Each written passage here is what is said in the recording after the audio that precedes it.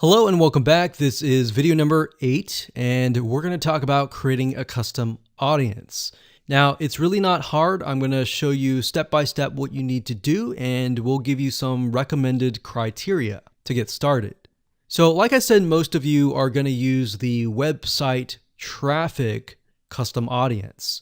So I went ahead and just clicked on that one, and you're going to see this here. Now, Facebook might change the user interface, but the majority of the time it's pretty much the same. So it says include people who meet any of the following criteria. Now you can change the any to all if you want. So we could say anybody who visits the initial page, any page, or let's say, for example, the blog posts. If somebody visits the blog post, or another blog post, let's say we have 3 different blog posts, then we can say anybody who visits any of these 3 blog posts, let's retarget them. Let's put them in a custom audience. So if it's any, you could say all website visitors in the last 30 days.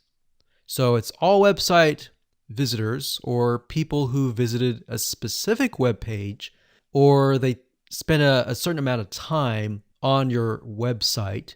And this is really good to have just in case somebody visits really quickly and then leaves. You're most likely not going to want to create a custom audience to somebody who comes to your website and within 5 seconds leaves. You would rather create a custom audience of people who perhaps came, spent about 10 minutes or more, and then you could create a custom audience on that, because that usually means that they are interested in what you have to offer. So you could do that. You could do, specific events like page view, general event, view content, or purchase. Now, if it's a specific web page, then you're going to want to enter the full URL. Or what you could do is you could say anybody who visits a specific web page that has the keyword blog in it or paint, something like a keyword. Now, what I would recommend is to enter the full URL right here. So you could have one here, you could include more like so. So you could click that and include more and more and more. Or you could say something like include people who meet all. So they have to have visited blog post 1, 2, and 3 in order to be considered part of that custom audience. Now, what we found over the years is the more specific, the better. If you can get a custom audience for a very specific page, then when you create a retargeting ad, you will be able to talk to them very specifically. It becomes a problem when you become too general and the Facebook ad is too general and it doesn't really meet the specific needs of that visitor, if that makes sense. Now, another question that you might have is, well, out of the 30 days, do I want to do 30 days, meaning anyone who visits the specific page in the past 30 days is going to be inside of this custom audience?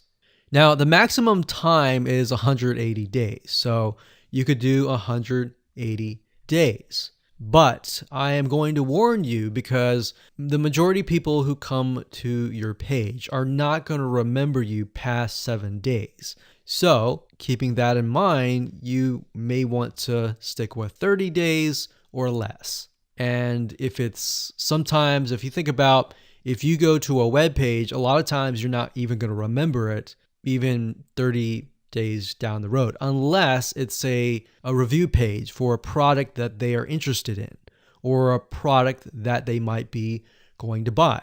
So it really depends on the specific page that they have visited.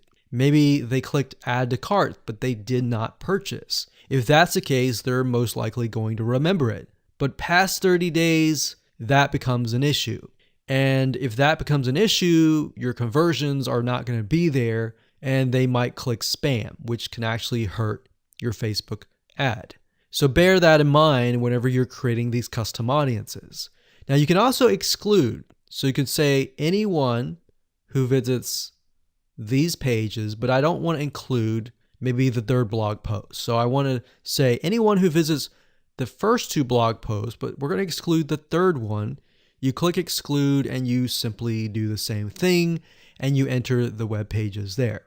So when you're done and you're ready, simply click on audience name, enter the name of the audience. Now, one thing to keep in mind is when you name the audience, name it something that you are going to remember and use a naming convention that you are going to remember.